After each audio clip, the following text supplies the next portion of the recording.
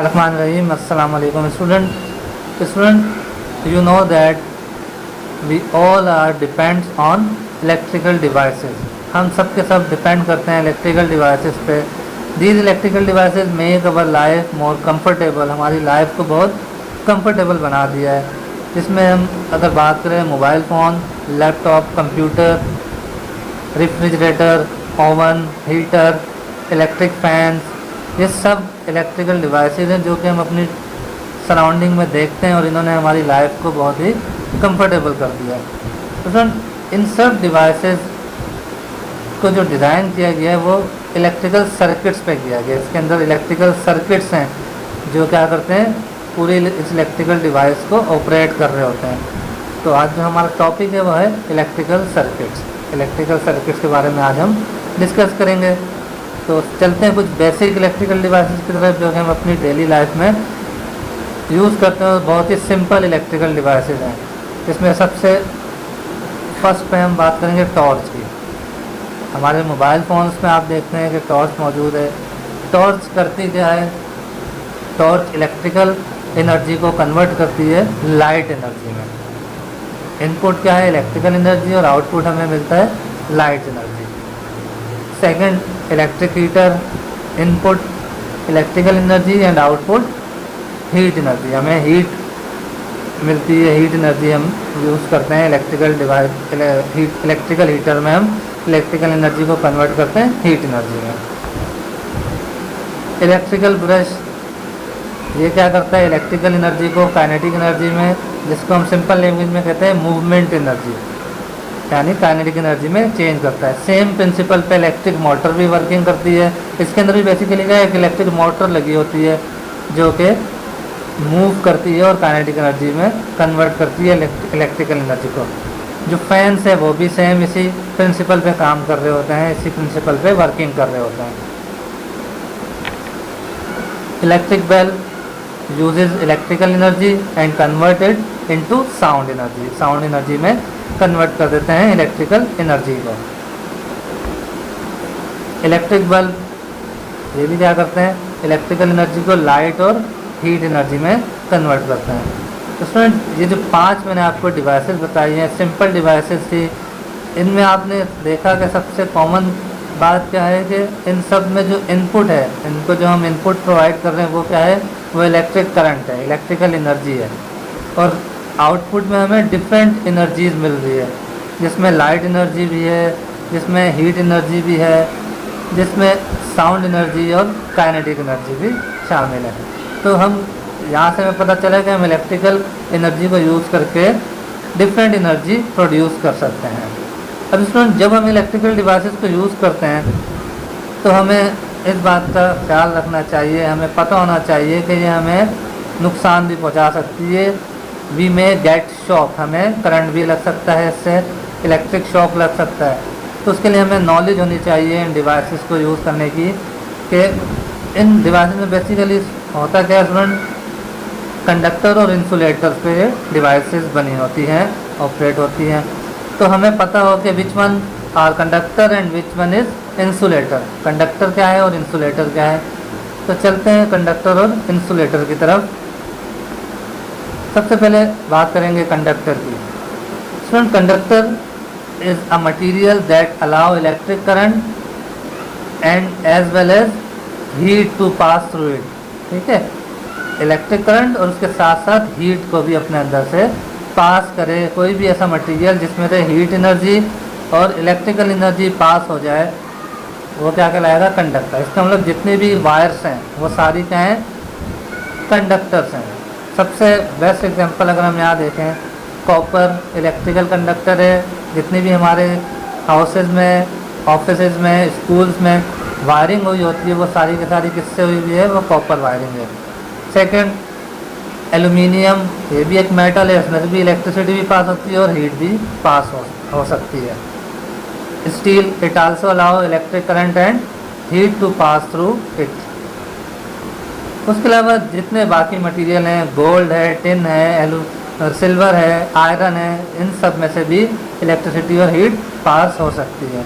तो ऐसा मटेरियल जो इलेक्ट्रिक करंट को और हीट को पास करे वो क्या कहलाएगा, कंडक्टर कहलाएगा। अब बात करेंगे इंसुलेटर की। इंसुलेटर हम कहते हैं insulator is just opposite of conductor. जो काम कंडक्टर कर रहा है इंसुलेटर बिल्कुल उसके अपोजिट होता है। इसमें हम कहेंगे कि ना ये हीट एनर्जी को अलाउ करता है और ना ये इलेक्ट्रिक करंट को पास होने देता है अपने। अब इसमें से ना इलेक्ट्रिसिटी पास होती है और ना ही हीट पास हो सकती है।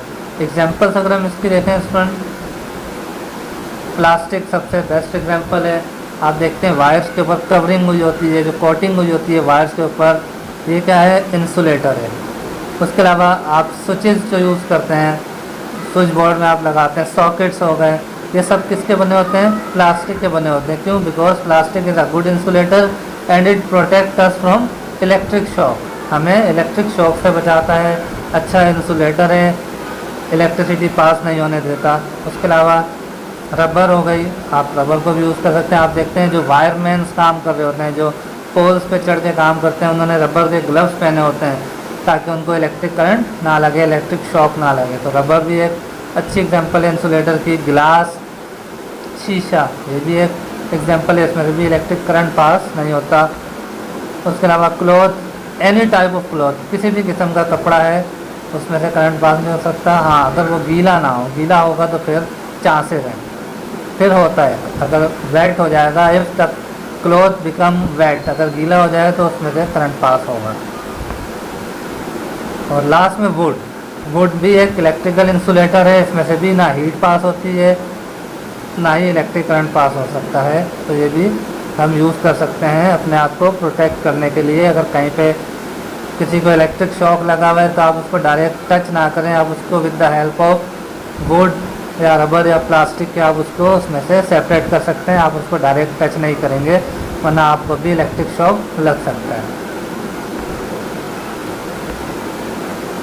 उसके बाद स्टूडेंट सेमीकंडक्टर।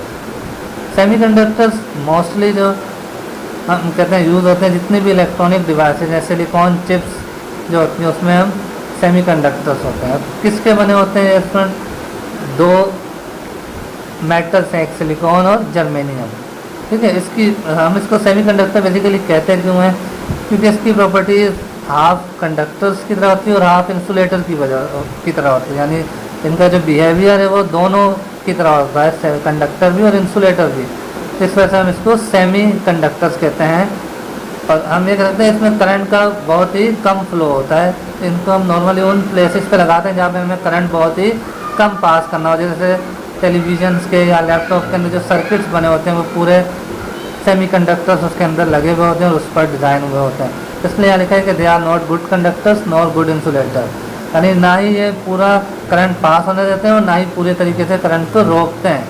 इसी वजह से हम इसको सेमीकंडक्टर्स कहते हैं। एग्जांपल सिलिकॉन और जर्मेनियम एक बेस्ट एग्जांपल है इनकी सेमीकंडक्टर्स की। ठीक है, अगेन हम यहाँ पे अगर हम इसके यूजेस की बात करें, mobile phone, computer, laptop, electronic devices जितने भी है, इलेक्ट्रिक बेल, टेलीविज़न, इन सब में सेमीकंडक्टर्स यूज़ होते हैं। अब इसमें जो इलेक्ट्रिक करंट के पास होने का पाथ है, इस पाथ को हम क्या कहते हैं? That path is called circuit, electrical circuits. ठीक है, जिसमें से करंट पास होता है उस पाथ को हम क्या कहते हैं? Electric circuit. ठीक है, वो पाथ बेसिकली किसके थ्रू कनेक्ट हुआ होता है? इलेक्ट्रिक वायर के थ्रू, जो कॉपर वायर्स हैं उसके थ्रू कनेक्ट हुआ होता है। जो आपको इस पिक्चर में नज़र आ रहा है, इसमें सेल है। सेल क्या है? एक सोर्स है जिसमें से इलेक्ट्रिसिटी प्रोड्यूस हो रही है और वो बल्ब को इल्यूमिनेट कर रही है, बल्ब को जला रही है, बल्ब को रोशन कर रही है। अब स्टूडेंट आप जानते हैं कि साइंटिस्ट जो है वो आर्टिस्ट नहीं होते, they can not make a good drawings, अच्छी अच्छी ड्राइंग्स नहीं बना सकते। तो साइंटिस्ट क्या करते हैं? Scientist use some symbols. अगर उन्होंने किसी सर्किट को रिप्रेजेंट करना है तो वो क्या बनाएंगे? वो सर्किट डायग्राम्स बनाएंगे। ठीक है, सर्किट डायग्राम्स किसकी बनी होती है? सिंबल्स की बनी होती है। हमने अगर वहाँ पे बैटरी या सेल्स को रिप्रेजेंट करना है तो हम वहाँ पे बैटरी या सेल की पिक्चर नहीं बनाएंगे, डायग्राम नहीं बनाएंगे, हम जस्ट इसका सिंबल यूज़ करेंगे। इसी तरह इलेक्ट्रिक बल्ब का हम सिंबल यूज़ करेंगे, मोटर अगर हमने यूज़ करनी है तो मोटर का सिंबल यूज़ करेंगे, हर इलेक्ट्रिक फ़ैन है तो फ़ैन का भी सिंबल हम यूज़ करेंगे। हम कभी भी ओरिजिनल पिक्चर नहीं बनाते हैं, जस्ट हर इलेक्ट्रिकल इक्विपमेंट के लिए और इलेक्ट्रिकल कंपोनेंट के लिए हमने एक सिंबल साइंटिस्ट ने डिज़ाइन किया हुआ है जिसको ईजिली ड्रॉ किया जा सकता है और उस सिंबल के थ्रू हम पूरी सर्किट डायग्राम रिप्रेजेंट करते हैं। तो चलते हैं, अगर आपने इस सर्किट को सर्किट डायग्राम में रिप्रेजेंट करने तो आप किस तरह रिप्रेजेंट करेंगे वो हम यहाँ पर देखेंगे। तो स्टूडेंट, अगर आपने सेल की प्लेस पे आप क्या करेंगे, ये सेल का सिंबल है, बैटरी का सिंबल है, आपको दो पैरेलल लाइंस नज़र आ रही है, उसके साथ पॉजिटिव और नेगेटिव साइड्स हैं, यानी जो बैटरी की पॉजिटिव और नेगेटिव साइड है वो आपको यहाँ पे दिखाई दी है।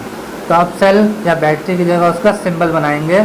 अगर सिंगल सेल या बैटरी हो तो इस तरह की आपको शेप नज़र आएगी, इस तरह की आप इस तरह का सिंबल बनाएंगे। उसके बाद बल्ब का सिंबल है ये, तो हमने बल्ब और यहाँ पे बैटरी का सिंबल बना दिया। अब हमने इसको क्या करना है, कनेक्ट करना है। कनेक्ट करने के लिए हम जस्ट लाइंस ड्रॉ कर देंगे जो कि वायर को रिप्रेजेंट करेंगी कुछ इस तरीके से। तो ये एक आपने सर्किट को सर्किट डायग्राम में रिप्रेजेंट कर दिया है कि इस डिवाइस जो भी आपको सर्किट नज़र आ रहा है इसकी सर्किट डायग्राम इस तरह की होगी। तो आई होप कि आपको ये क्लियर हुआ होगा। नेक्स्ट स्लाइड देखते हैं। अब स्टूडेंट, अगर आपने दो बैटरीज कनेक्ट करनी है तो कुछ इस तरह की आपको डायग्राम नज़र आएगी। सर्किट डायग्राम जो होगी वो इस तरह बनेगी। एक बल्ब है, स्विच अगर आपने ऐड करना है तो ये जो सिंबल आपको नज़र आ रहा है स्विच का सिंबल है। प्रीवियस अगर हम स्लाइड को दोबारा देखें तो उसमें आपको नज़र आएगा कि स्विच नहीं था, डायरेक्ट कनेक्ट हुई हुई थी। बल्ब जो है वो डायरेक्ट कनेक्ट था बैटरी के साथ। इसका मतलब कि बल्ब विल रिमेन ऑन, हमेशा ऑन रहेगा, ऑफ हम इसको नहीं कर सकते।